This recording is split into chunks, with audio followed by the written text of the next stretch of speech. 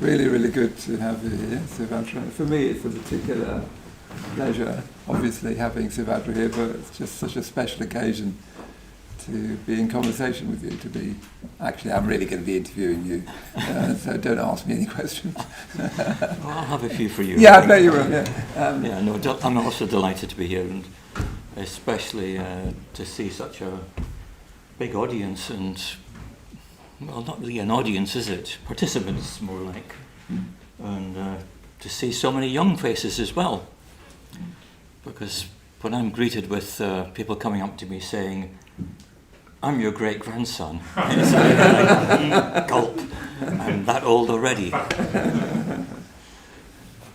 So in my meditation just there, I was just, very much remembering my private ordination, which is soon to be 36 years ago. So what's a private ordination? Yes. Well, I might get you to say. George. That's what he thinks. I know. It's been the story of our life. Anyway, in a moment you're going to be able to talk about what that is. But I thought we might go back to your ordination. How long was that ago? 1978. So 47 years ago. Right, yeah. 46 years ago. And no, 48 years ago. 47, 48, yeah. And you were ordained by Bhante Sangha, who's the founder of the Triratna order and community. And you knew Bhante Sangha quite well. So I thought we'd start with your ordination. I knew as well, but not anymore. Yeah, I didn't know him at that time. Right. Let's start with that then. I didn't know him well at that time. I was a newbie. How old were you? 26, but I'd come to I'd gone on my first retreat 1 year previously. It was just a weekend retreat for 2.5 days. And that weekend I just decided, okay, I'm going to ask for ordination. I need to. On your first weekend retreat? On my first weekend retreat. I've been a Buddhist. I've been a Buddhist before that. Oh, yeah, sure. For almost 10 years. Oh. I became Buddhist when I was 16. And 5 years I didn't meet any other Buddhists. And then in the following 4 years I met some Buddhists, some of which were the ones in Glasgow. And they were a bunch. They really were a bunch. They're my seniors, of course, and I have to look up to them. But they were really strong guys. And they give you a tough time. So I decided I was not going to go to Glasgow to join their centre. I was living on the East Coast. But I decided I would move down to Manchester and join a couple of other guys who were setting up a centre in Manchester. And at that time, I then asked for ordination to Sangha Rakshita. I wrote him a letter saying it. And I'd only met him once before. I went down to his retreat centre, and basically you asked, can you see Sangha Rakshita? And somebody said, yeah, we'll let you know. And yeah, you got half an hour. And during that half an hour, I thought, yeah, okay, this is what I'm going to do. So I did ask for ordination. And why did you ask for ordination? I've been a Buddhist for a long time. Because?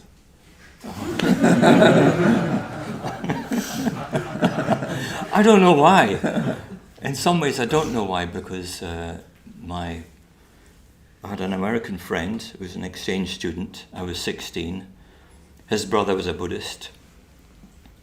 And he said to me that his brother was a Buddhist. And I was like, and I think even just hearing that sparked something in me like, what? And then my friend Richard said, yeah, you would really like Buddhism. So to me, he actually saw something in me that was the same as in his brother. And like by saying it, he pressed a button.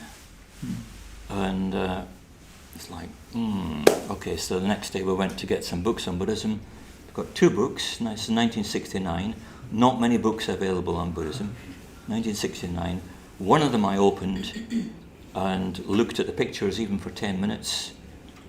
And after about 15, 20 minutes, I said to him, Richard, I'm a Buddhist. I didn't know what I was, but I know I'm a Buddhist and I'm going to die a Buddhist. So I've never figured out why I'm a Buddhist, but it happened then, and it was something that wasn't rational.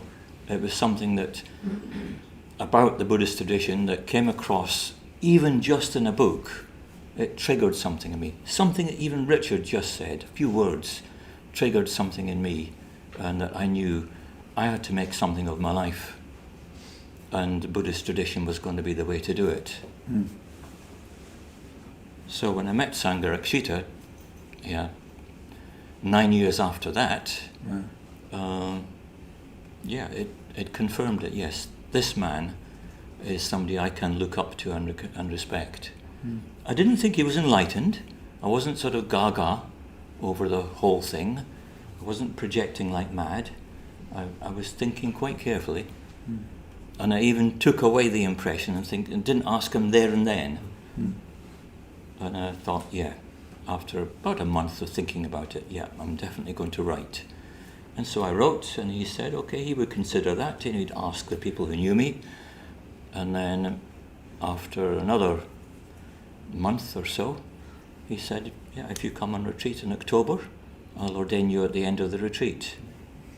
And that was 1 year after my first retreat. The ordination process now is much, much longer. Much longer. And I think definitely to some benefit, but maybe also some things have been lost. Maybe. So what was your sense of Bhante Sangha at that time? Well, it was a bit like meeting royalty. So, because you know about them, but they don't know about you. So, I said to him I was a bit shy meeting him, and he said, is it like meeting your headmaster? And I said, no, not like that. It's more like meeting royalty. That, I've known about you for quite a while, but now I'm meeting you, you don't know who I am. And that's the position that royalty is in usually. Oh, okay, right, you took that in. And a friend of mine had what's the word? He'd set me up with 3 questions to ask. I won't tell you what the 3 questions, I'll tell you one of the questions. One of the questions that this friend of mine wanted me to ask was, he had heard that Sangha Rakshita had said that if you were not ordained, that means ordained into the Western Buddhist order, or our Triratna Buddhist order as it's called now, if you weren't ordained by the time you were 24, it was probably too late. And I was already 25, 26, coming on 26 by that time when I asked him that question, and he said yes. As far as he remembered, he did say that, yes. So the next question was, or the add-on question was, well, why? He said, well, if you think about it, people, they become self-aware somewhere around about 14, 15, 16, and then they start thinking about themselves and the world and what they want to do, and then they're into college, and then they're out of college, and then they have to get a job quite quickly. Once they've got a job, well, somewhere along the line, girlfriends and boyfriends have come into the picture, and not long after that, when they've got a job, a future, a family. So he said usually by 24, things begin to close down a bit. And that is a bit what it was like back then in 1970s, that my friends, by the time I was 25, 1, 2, 3, 4 of them were already married. One of them had 2 kids. So when your options close like that, you don't tend to think of other things like, well, the luxuries of Buddhism, sitting on your cushion, sitting on your bum and just sort of doing nothing, contemplating your navel. Bit of a waste of time, isn't it, when you've got kids to feed? And right enough, that's, that is something to consider very strongly. And it's something that we've had to face over the years in our Buddhist order. So yeah, that was the sort of thing he was trying to get at. So I asked a question on my own. I said, so what would be the youngest age then that you could get ordained? And he said, I don't see why not 18. One of our order members was ordained just not long previously, and Padmavajra, and he was 18. He said, but I don't see why not even younger. So it made me think, well, actually the little sort of trigger of insight that I had back when I was 16, becoming a Buddhist with my friend Richard, something stuck there. And I always afterwards, when I heard him saying that, sort of like tested myself by thinking, would I, if I'd been given a chance at 16 to be ordained, would I have done it? I don't know. I never came to an answer to that question, but it was interesting to think, well, what would have happened? Could I have done that? But of course, anybody can get ordained at any year, at any time. Yeah. Let's sort of just, because there's quite a broad audience. What did ordination mean to you then? Perhaps even what does it mean to you sort of now? In a way that, why do it? Because you could just say, well, you've had that experience when you're 16. You could just keep following it up. Why get ordained? Why join an order? Okay, that's what I was just about to go when I was telling you about the first retreat. Oh yeah. And then you took me back to, well, why were you a Buddhist? Okay, so I had well, yeah, no, that's good. You took things logically. Yeah, that's good. So unusual as well. I regarded I had the Buddha in my life, and over the 9 years that followed, I'd learned a bit about the Dharma, the Buddha's teaching. So I regarded I had the Buddha and the Dharma. But in Buddhism, we have not just two precious jewels, we have three. The Buddha, the Dharma, and what's called the sangha. And you guys are the sangha. You're coming along to a class, you're part of our collection of people who are interested and committed to varying degrees to the Buddhist path. So I had Buddha, Dharma, but I didn't have sangha. And I knew I need to have sangha. I have to have a context in which I can practice. I'd been trying meditation over the previous 9 years, and it was like 2 days on, 2 days off, 1 day on, 1 month off. It's just going like that, so slowly. And I realised on the retreat, well, yeah, I mean, you just get up in the morning, don't you? Everybody's getting up in the morning to meditate, so you get up in the morning. And it's a positive support. But much more than that, it was like these crazy Glasgow guys who were running the Buddhist centre in Glasgow, who were ordained. We used to call them the Sangha gang. They were a bit like a gang. But I looked up to them in some ways, because although they were crazy, they had some sort of vision that they were trying to implement. And it took them out of the gang world, which they had been in, and took them into our Buddhist order. And they never were gang guys after that. At least not gangland guys. They were Sangha gang guys. Yeah. So I thought these are the ones I look up to. But I'm not going to join them. No, I'm going to go down to Manchester with 2 other friends. Yeah. So it's because of Sangha. And it's the same reason now. Why am I still here? You are my tribe. You are my people. And do you think we need that? Because the instinct now, Suvajra and I were talking, one of the instinct now for many people with the YouTube boom and phenomena is that, you choose a bit of that, a bit of this, you cut it and tailor it to yourself, you don't sort of commit to a spiritual discipline with the teacher. That's true. And I think back then it was true in its own particular way, because over the years, there were magazines coming out, there were Buddhist books coming out, and you read them when they came out. You had an interest in them, so you picked and chose, from those things that were around.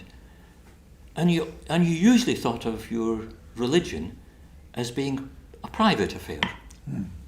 It's not really about other people. It's your own choice. So that makes it very individual, and it makes it off limits for everybody else. But actually, when it's off limits, you don't have much support. And I never told anybody that I was a Buddhist, apart from my mother. Yeah, I'll come back to that in a moment. For 5 years after I became Buddhist, I didn't tell anybody. And so I was, living a Buddhist life on my own. I wanted to join the Buddhist Society of London, but to do that, because I was under 18, I had to get a parent's signature. So of course I had to tell my mother that I was a Buddhist. And she was like, okay. Well, okay, if you're still a Buddhist when you're 18, you can join. It won't be too late then. So I thought, okay, I'll wait till I'm 18 and I'll ask to join that Buddhist society. I did, but I didn't really get very much from it. It wasn't a sangha. It was a club where you joined with a subscription, and we didn't get very much from it apart from the magazine, especially when I lived up in Scotland. But over the years, when I met Buddhists from Glasgow and the ones from Edinburgh and the ones from Manchester and down at Padmaloka in Norfolk, then I really felt this is important. It's not a private affair. I want to sort of go on, get you to talk more from that, but I don't know whether this is the right way to go even, but how do you make sense of that experience? There you are, you're in a quite working class family in Scotland, with no Buddhism in your life. Suddenly you see some pictures, and there's that sense that you are a Buddhist, and I've always sensed that from you from the first time I met you. Does that, I don't know whether this is where you want to go, where you want to talk about, but does that kind of make you think about previous lives, or how is it that you... No. I mean, I have, toyed around with the idea, was I a Buddhist in my previous life? Maybe I was, maybe I wasn't, no idea. But something was being triggered, and even before I became a Buddhist, my mother's auntie was married to a ship's captain, and he did a big shipping run that went from Shanghai to Bombay and Bombay to Medina and then back again. So basically he took Chinese Muslims from China through to Bombay, picked up more Muslims there and took them on to Medina for their pilgrimage. And the ones that had been on the pilgrimage, he took them back. So of course all their house and the auntie's sisters, my grandmother, they all had Indian things and Chinese things in their house. And there was a statue on the mantelpiece of my great auntie's house. And I used to ask, who's that figure? And I'd be told, that's the goddess of mercy. Well, you would know it as the Bodhisattva, the Buddha figure that represents compassion. But they said it was the goddess of mercy. And I could never figure out what was mercy. It didn't make any sense. And I'd go away and I'd ask my grandma, what in your sister's house, what was the name of that statue again? I'd ask my mother and I'd be told the same answer, and I couldn't figure it out. But I'd always ask. And they had in their house a big fat Chinese Buddha. And it had a slot in its stomach, and you had to put a sixpence in, or a silver coin. Couldn't be a copper coin. It had to be silver. And of course, I'm like a little kid, but I wasn't going to give it any money. I thought, that's not right. That's not right. And everybody else would put a coin in. My second cousin, she inherited the statue, and she slipped one day, and her hand went out to support her fall, and it hit the table with the Buddha statue on it. And the statue slid to the side and smashed on the floor, and she said that all these silver coins just went everywhere. But you felt that was wrong? No, I didn't think I was right. Amazing. something's going on in the Yeah, world. so there were little sort of intimations, and you know, I was reading around Hinduism and Sufism when I was 14. Also, like witchcraft and astral travel, and it never worked, so I go on to something else. So let's wind back forward. So you've just got ordained, and you know, you're saying that that gave you a sangha. So what did you do next, and perhaps get into how did you then get to know Bhante? Well, I was already in Manchester, and my good friend, he was my senior then, he's still my senior now, Sagramati, great, a fantastic scholar of Buddhism. He was starting up a centre there, and I joined him and his friend Ratnaguna, and I was earning money. I got a job in the hospital. I'd been a technician in Dundee, and I got a new job in a new department, and I gave all my money to the centre. And I got £4 pocket money a week. We all got £4 pocket money, whatever money we put into the treasury, and we built up a Buddhist centre from that. So yeah, Manchester Buddhist Centre. Manchester Buddhist Centre. Right. I mean, it was at that time. It was just a rented property, and it was horrible. Oh God, it was a slum. It was due for demolition. And after 2 years of me working in the hospital, Sagramati, who was not just the chairman, he was also the treasurer. And his motto was, a good treasurer doesn't use any money. So he built up a good bank balance, and when he left, Ratnaguna decided to buy a centre, buy a property, based on all the money I'd put in. And yeah, we got a 100% mortgage, £7,500 for a Victorian semi-detached. We were there for 7 years. We sold it for 48,000. Bought another one for 98,000. Sold that one for 312,000 or something, and bought the 5-floor property in Manchester. Amazing. From your and that basically, it all started with you giving your. Well, the others gave their dole money as well. Well, that was quite a contribution. Yeah. It sometimes felt a little bit unfair, but that was just me. I wanted a bit of extra money, but I'm really, I've got no regrets about that at all. That it was what we did then. We threw ourselves in, and we had classes with 30, 40 people coming. Packed the room, and rooms just packed out until we got a larger place that now does classes this size. Yeah. So no regrets at all about that. And then how did your relationship with Bhante sort of change then? Or, did you get to know Bhante then? And it'd be good to say a bit more about that relationship. What makes Bhante? If one can talk about such a thing. What makes Bhante? What makes Sangharakshita, our teacher, what makes him Sangharakshita? Just a thought. In a way, the unfathomable. I mean, you're asking me, what makes me me? And I haven't got an answer. How can I even answer that? What makes you? What makes you? I'm doing my best here. Okay, I'll say something. Yeah.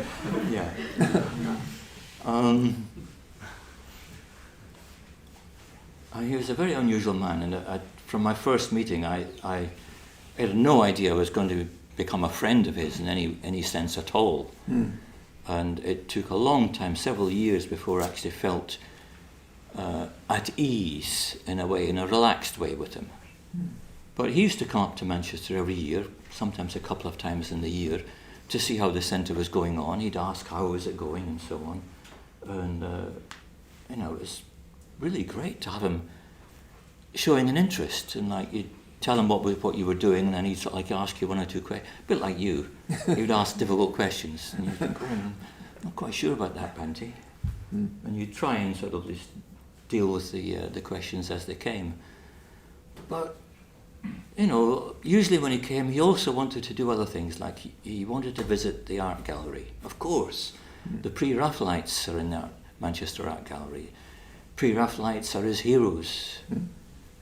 Not just the Pre-Raphaelites, but so many other heroes too.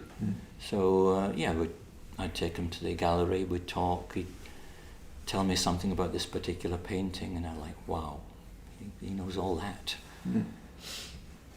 But I mean, that was just the tip of the iceberg. And over the years, to cut a very long story short, over the years I was asked to go and support him when he was in his last 5 years of his life. He was, in his, it was in his 80s. He was in his 80s. He died when he was 93. So the last 5 years, he was very sick when he arrived at the last place where he was living. He'd been on very heavy medications from different doctors, and they weren't working for him. No. We got him to a new doctor, and she was new to the surgery as well. And she just took him off the medications immediately and switched things over. He got better pretty much immediately. Yeah, he got better within months, much better. And then I was like with him every day for 5.5 years. So really got to know him. If I thought I'd show him a painting in Manchester Gallery, and he'd tell me who the artist was and what the idea behind the painting was and why it was this particular symbolism and so on, and I think, wow. But when I went and stayed with him the last 5 years, I knew a lot more about him by that time. But we were sitting on a bench by the pond, just enjoying the sunshine, and I'd noticed there was an unusual flower, and I'd asked, what was this flower, to the gardener, and the gardener said, it's bergamot. And I knew bergamot is what Earl Grey is flavoured with. So I thought, I'll show it to Sangha Rakshita. So I picked the flower and I showed it to him. I said, this is bergamot, Bhante. Bergamot. And then out came 4 lines of a poem, a really obscure poem, I can't even remember it, that has got the word bergamot in it. How do you remember that? I don't know, just there in my mind. Extraordinary. And then another word would pop up. Oh, Sirius. Do you know who Sirius is? I said, yes, I do. Sirius is the dog star that is the dog, the hunter dog that Orion has. Yes, that's right. And then out comes a poem about Sirius. He just had like screeds and screeds of literary poetry and phrases that he just remembered. And his life was, filled with all these literary allusions, filled with symbolism, filled with images from paintings, from sculptures, from architecture. God. And that's not even touching the stuff to do with India, where he lived for many years, and where I also lived for many years. So what to make of Bhante?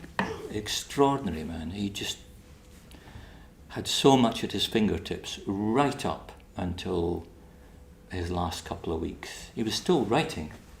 He was blind, and I used to have to type, or the other order member who was helping him, we used to have to type what he dictated. So right up until he was 92 and 93 and a bit, he was still composing his writing. So we were going to talk about India, but we've had some requests in the tea break. I thought before we get to India, I thought it'd be nice. Well, I didn't actually think of this; somebody else thought it, but that we could talk about our friendship. Yes. Weirdly, I'm starting to blush. I don't know why.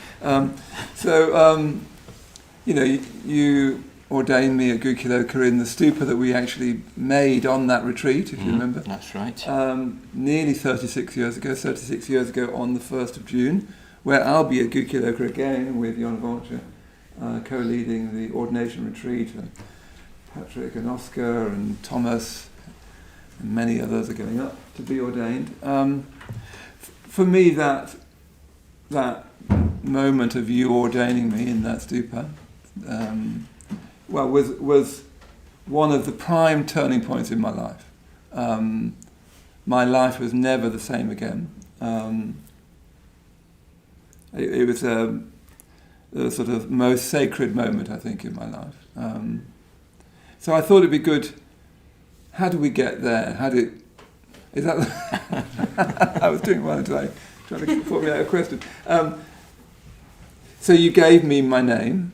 So it'd be quite interesting to know what you had in mind. And you gave me. And what does it mean to be given a name? I found it. And you gave me my sadhana practice at my ordination, but you gave me vows. You initiated me into the Triratna Buddhist order as it became, with Bhante as its presiding teacher and, as it were, genius. How did it come that you ordained me? What were your impressions of me? It would be quite I'd be fascinated to hear that. And so would everybody else. And if we could really show that I've changed so much since then.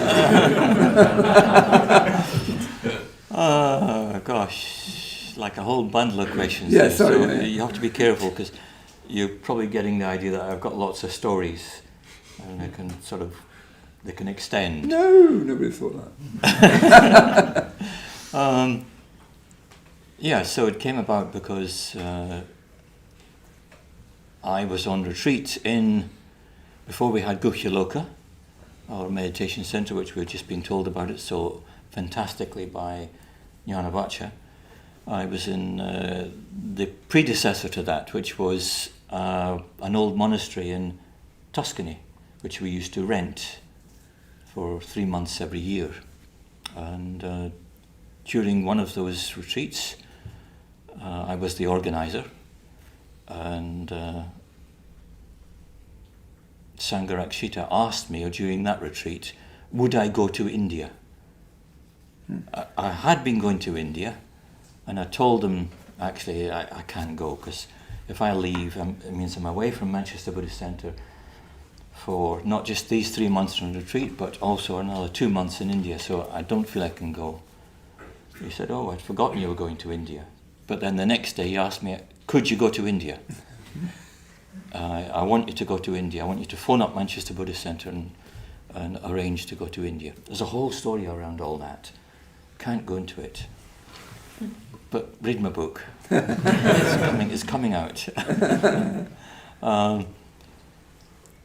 So he told me he was going away for a little break for a week. I had to wait a week to find out why he wanted me to go to India. And then he told me when he came back that he'd arranged for 3 people to go and do that retreat, and one of them to go to India, and that they were going to go and do ordinations on his behalf. But one of them backed out, and he thought, oh, Suvajra could go. So I had to go out to India. I was just ordained by 7 years, and I had to go out and do ordinations on his behalf, ordaining people I'd never met before, in a country I'd never been to before, and where I didn't really speak the language. I knew a few words here and there, and that's how it started. That I was asked to go and do it on behalf of Sangha Rakshita, and he was trying to pass on his responsibilities for being the teacher to all these disciples. It had to be shared, and I knew it had to be shared, but I didn't know I was going to be part of that. Not in my wildest dreams. I thought I knew who it was going to be. I turned out I was wrong. So off I went to India, and I did exactly what you've just been describing about the ordinations. It was the same in India. That I was doing ordinations, Subhuti was ordaining people, and Kamala Shila was also doing it. And 2 years later, went out and did some more ordinations. But I was a sort of interim preceptor at that point, where, like there were just 3 of us really, and then it was 2. And we were doing the job of what Sangha Rakshita was doing. So we were collecting whole numbers of disciples. But like in India, I wouldn't see them again for another year or 2 years. So in what sense were they pupils of mine? It was a bit tenuous. So we had to, rethink what we're actually doing with the ordinations, that there should be much more of a personal connection with people, and that the number of preceptors would have to increase. So that's roundabout where we got to when I met you, when you were still whoever you were then. I can't remember your old name now, it doesn't matter. Do I remember you? Yeah, I've got memories of you, but of course you were just like one of a whole number. Maitreyabandhu, Karmabandhu, Lokabandhu, Karmabandhu. There were 4 bandhus that time. And they were just 4 of the ones on the retreat. There were others. So actually you were part of a number of others, but you stood out. I don't need to. Really don't say that. That's fun. His playfulness stood out, as you can imagine. His playfulness stood out. It's still there. But also your very agile mind, not just used for teasing people and joking about with them, but actually getting down to the issues of things. You quite often did that very, very clearly, and you would ask me in study groups like, and I'd like, always like pin me down there. Now, what do I don't know what to answer. So sometimes you stretched me, and that was good. That was very good. And I remember you were an artist. Used to paint things. You don't do that nowadays. I don't know if he's grown, actually. You've done lots of other creative things like writing and communicating. But I gave you the name Maitrey because I wanted to encapsulate the part of you that goes out and establishes friendships through loving kindness. It's not just an ordinary friendship. No doubt there are ordinary friendships, but you bring something special to it, and it's your heart that you bring to your communication, and that really actually stood out. It wasn't there in the same way with Parmabandhu or Karmabandhu or Lokabandhu, but Maitreyabandhu, the one who has loving kindness, the brother who has loving kindness. So I thought, well, yeah, that's his name. It's a bandhu, yes, 4 of them are all bandhus. They're all friends with each other. They come from the same centre, but they have to have something individual. So, yeah, along with the bandhu, I thought Maitreyabandhu. And there was also, the Buddha Maitreya. And I thought, well, that element has to come into our sangha, that something of the loving kindness that comes from Buddha should come into our Buddha sangha. So there's a mythical Buddha called Maitreya Buddha, and he's going to be the Buddha in the future, once all this Buddhism is all gone and there's no Dharma left, there's no teaching left, there's no teachers left, there's no books left. Then he will come. That's the myth. But I thought actually it reflects in ordinary life. And in the Sangha around London Buddhist Centre, I thought, well, you can be, like that sort of arising of the loving kindness Buddha. Where you go, that's what you bring. Beautiful, I would say that. You want more? No. I mean, there's all your faults as well.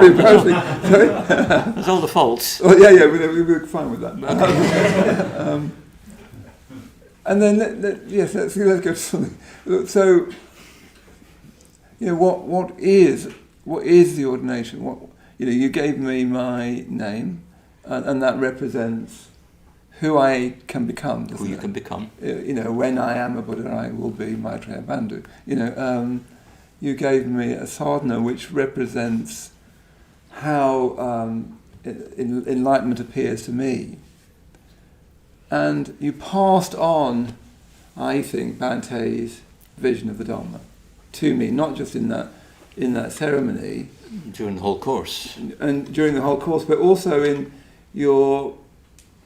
how you spoke to me, in how in your friendship to me, in your complete kind of unwillingness to take up any status, in your genuine interest in me. For me, you passed on the Bante's vision of what the Dharma life looks like, a whole world of experience that can encapsulate art on one hand and insight on another and meditation on another and ethics on another. So all that was what you were committing yourself to, wasn't it? Yeah. So what I was doing in the ordination ceremony was witnessing that.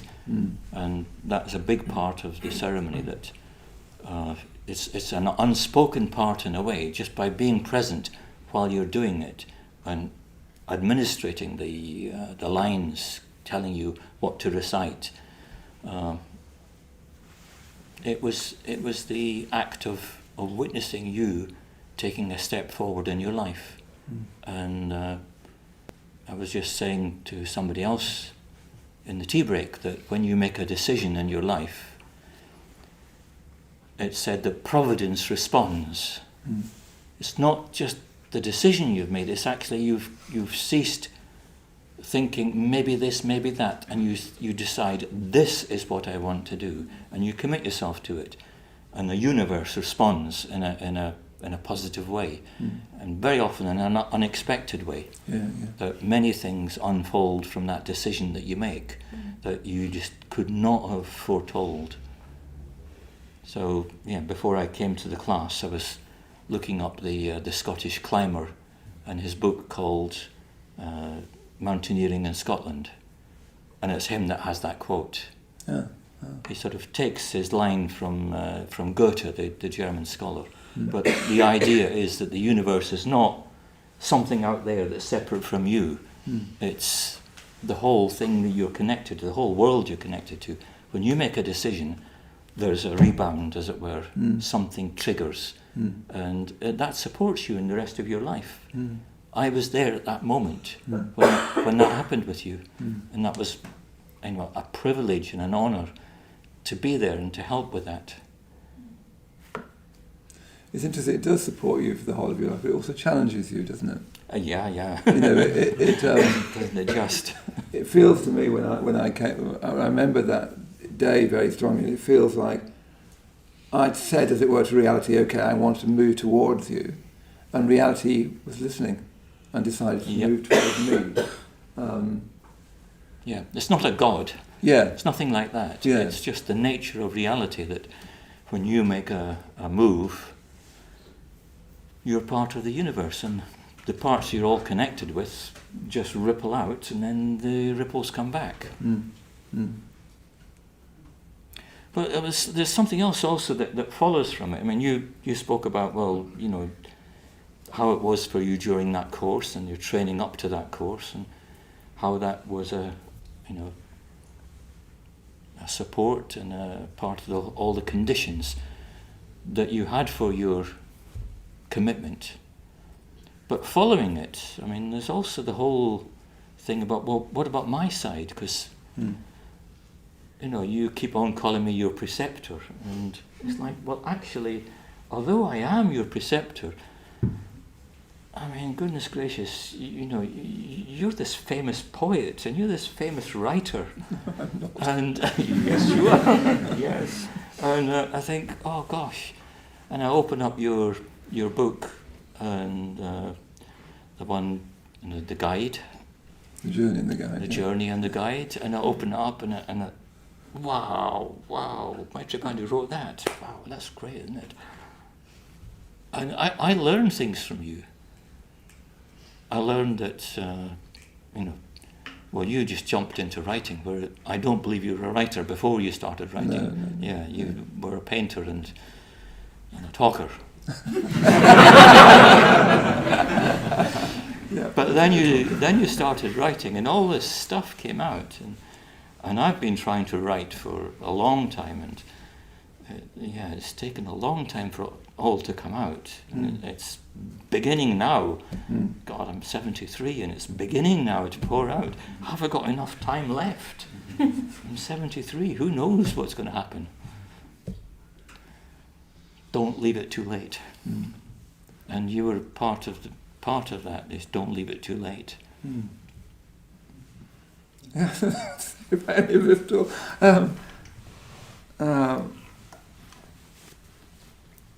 I mean, I just feel that I've been given so much, see. So I remember when it was Nagabodhi actually who asked me to write my first book, that book on friendship.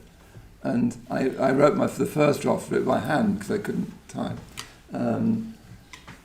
But I just feel like I've been given so much, and that given so much is exemplified in the ordination.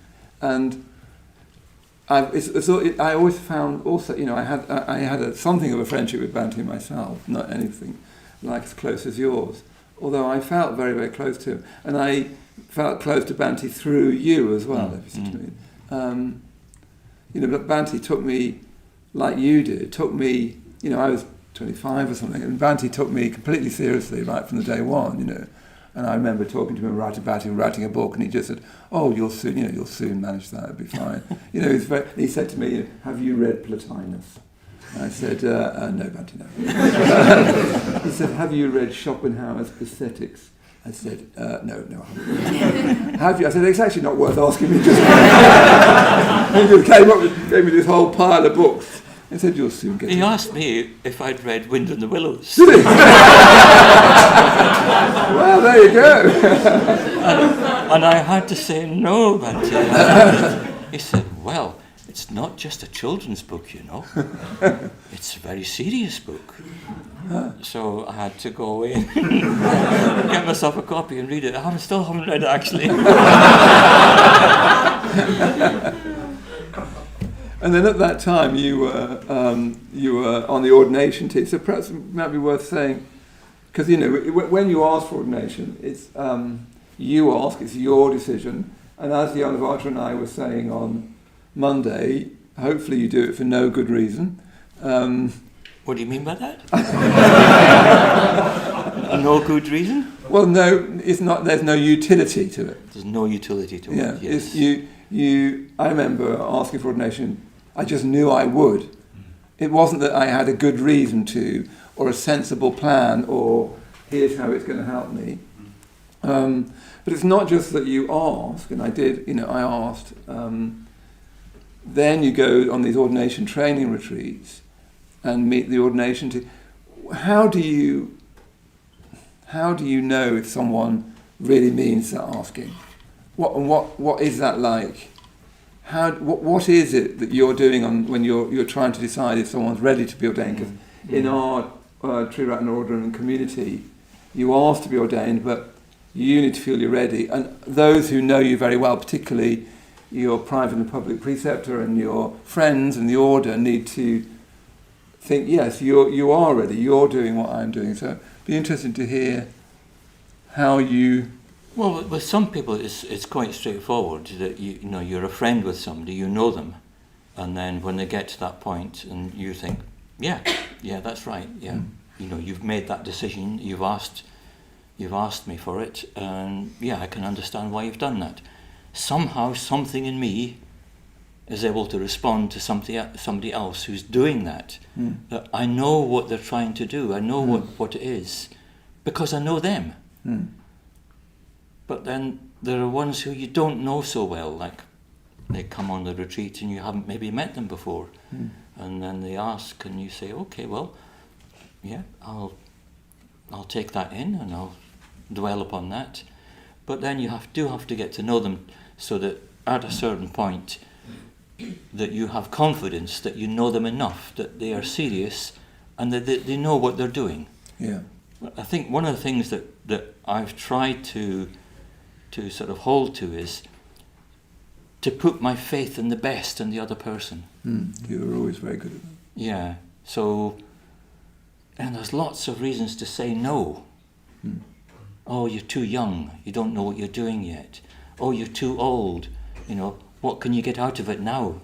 I mean, there's lots of reasons, but, oh, for goodness sake, somebody's telling you something about what's in their heart, and they say that they want to make a commitment and to take it as far as they can within the context of this Buddhist organization, the sangha. So, well, there should be a corresponding sort of faithful response back. Yeah, I'm taking you seriously. Yeah. So I try to do that when somebody asks. Sometimes there is particular things in the way. You think maybe somebody's not in the right sort of physical situation, like when I asked for ordination, when I asked to become a Mitra, yes, I was still in Dundee, and the guys in Glasgow were like, that's too far away, that's 87 miles to Dundee from Glasgow, and you're asking to become a Mitra, we'll never see you. No. And I had to press them for months before they would agree to becoming a Mitra. If they'd said it quicker, I might have actually ended up in Glasgow, but they didn't. So I ended up in Manchester. But yes, I think for me it's an intuitive faith in another person type response that's at the heart of it. It's not intellectual.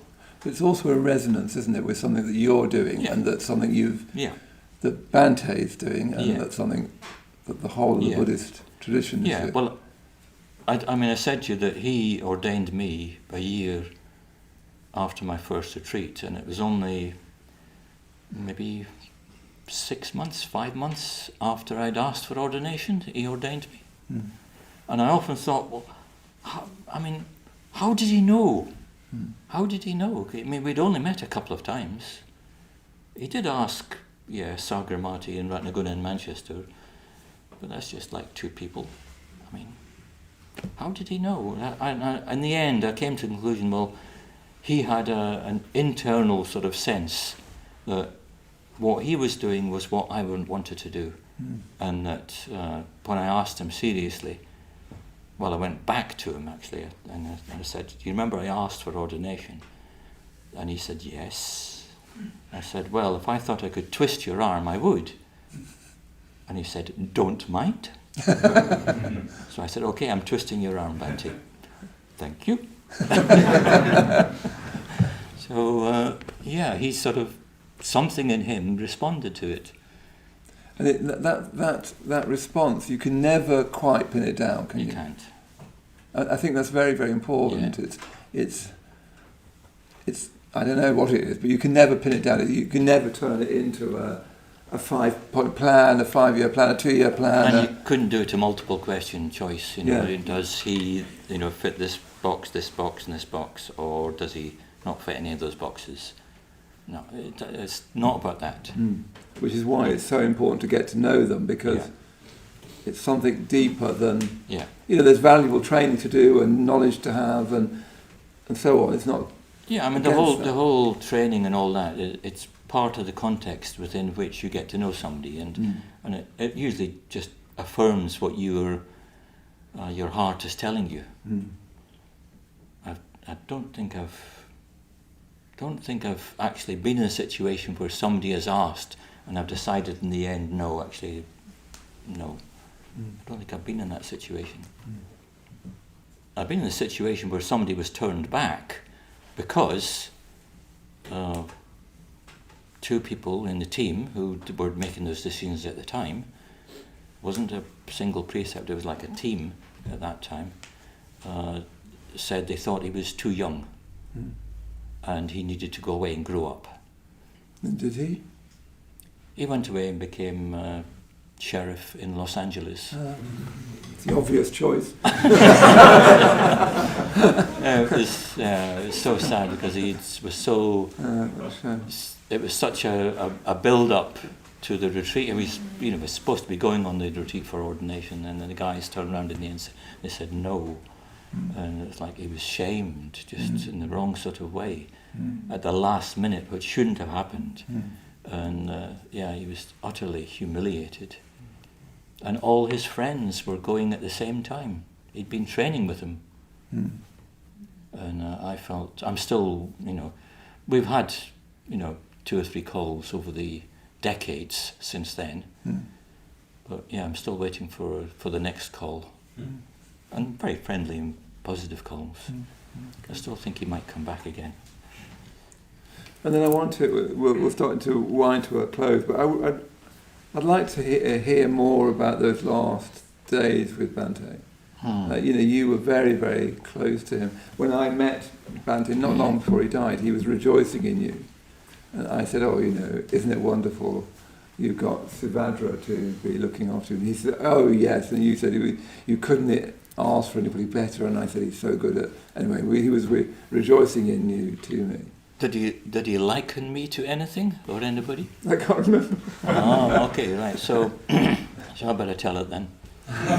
So the other person that worked continuously over that period of time was Paramartha, and when there were 2 or 3 others in the mix as well, Sthana Shraddha and Mahamati and Yashadeva sometimes. But particularly Paramartha and myself, we were there right the way through those 5.5 years. And I heard that he had said to somebody, oh yes, Paramartha's like the father in the household, and Suvadra's like the mother. Meaning? Well, that he said that Suvajra, he can be around me, but not fuss. Yes, that's right. He doesn't fuss. He just sort of gets on and does this in the background and does it very quietly. And I was very aware that, he's the teacher and he's meeting people every day, even, right in the last 5 years, that people will come to the retreat centre, they'd ask to see Bhante, and he would see at least one person every day. Sometimes it was 2 or 3. And that's a lot. And they've all got questions. And they've got, Bhante's, I've been thinking about such and such, and he'd have to sort of answer. And he could do it easily, but I thought, I can't be in that position where he might feel that any time I might sort of ask a question, and that every day, there he comes, Suvajra, he's going to have another question for me, and I'm eating my my lunch, and he's got another question. I thought, no. So I told him that I'm here to help you, and to be your friend, and to see if I can make it any easier for you in these last years of yours. And I said, and I'm not going to specifically engage you in Dharma questions. I know that he used to do that and had that relationship long before with Paramartha. Yes, very much so. But I thought it was better if I don't have that.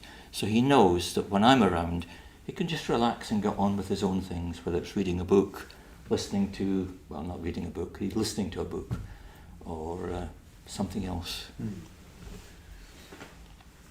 I mean, my experience of Bhante was, that he was always in touch with something. There's I mean, it's probably true of all of us, except for most of us don't live from it, but there was something infinite about him, in my experience of him, and this is only my experience, but, I used to go and see him, and we'd have quite often, quite an ordinary conversation. I remember once he took me through all the furniture in his room, and he said, that chair was given to me by Dev Mitra that used to belong to his mother. That's, so, I'm thinking, why are we doing this? But there was always, you always felt that I felt that I was in contact with something beyond everything. I don't know whether that resonates with you. Well, yeah, because, whatever I spoke about with him, he would have a particular view on it, and it was undoubtedly a Buddhist view, and it would connect up with, well, I would think it would connect up with this and this and this, but actually for him it connected up with that and that and that and that, and like a whole sort of, he knew where things fitted in the scheme of this universe. He wasn't omniscient or anything like that, but just an incredible sort of straightforward grasp on the world and how things work. But at the same time, he had just this other side of him. I told you about the quotes and poetry he had in his mind, and of course he wrote poetry too.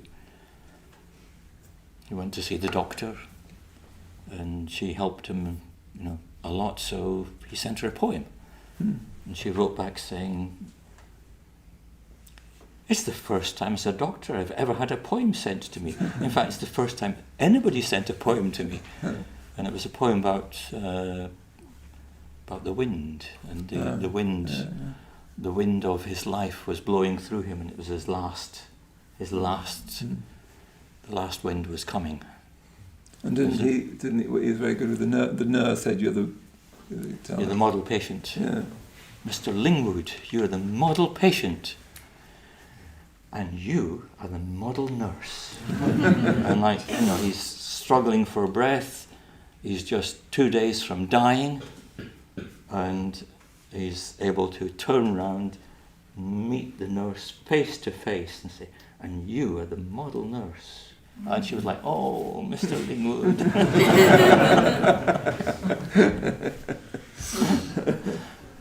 So let's draw this to the close. I thought, because we've got quite a range of people here, from hopefully newer people and order members. I wondered whether you once gave me some wonderful advice. You never gave me that much advice. That was wise. But I said to you, what should I do when I get ordained? And you said, make sure you do something in the first 2 years that didn't exist before.